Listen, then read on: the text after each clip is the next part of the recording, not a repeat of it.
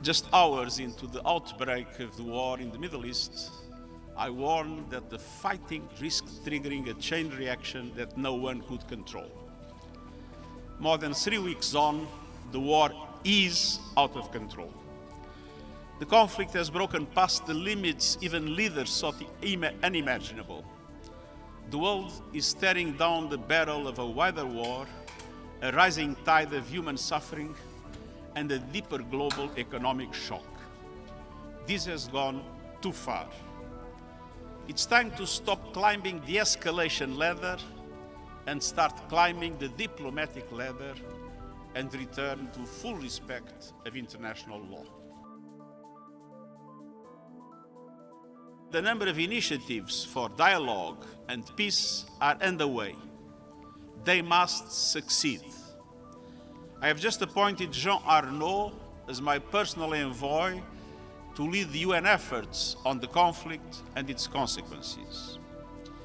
My message to the United States and Israel is that it is high time to end the war as human suffering deepens, civilian casualties mount, and the global economic impact is increasingly devastating. And my message to Iran is to stop attacking their neighbors that are not parties to the conflict. And it has reaffirmed that respect for navigational rights and freedoms around critical maritime routes, such as the Strait of Hormuz, must be respected.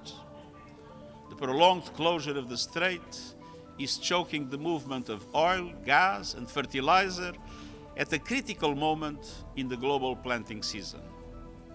Across the region and far beyond, civilians are enduring serious harm and living under profound insecurity.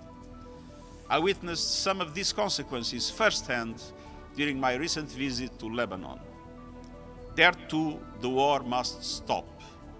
Hezbollah must stop launching attacks into Israel, and Israel must stop its military operations and strikes in Lebanon, which are hitting civilians the hardest. The Gaza model must not be replicated in Lebanon. Around the globe, markets are in turmoil, humanitarian operations are constrained, and on every front, the shock waves are falling hardest on those who bear no responsibility for this conflict.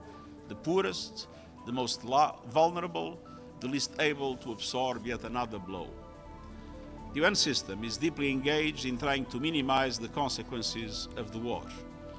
And the best way to minimize those consequences is clear: end the war immediately. War is not the answer. We need a way out of this disaster. Diplomacy is the way out. Full respect of international law is the way out. Peace is the way out. And I thank you. Very much. Thank you.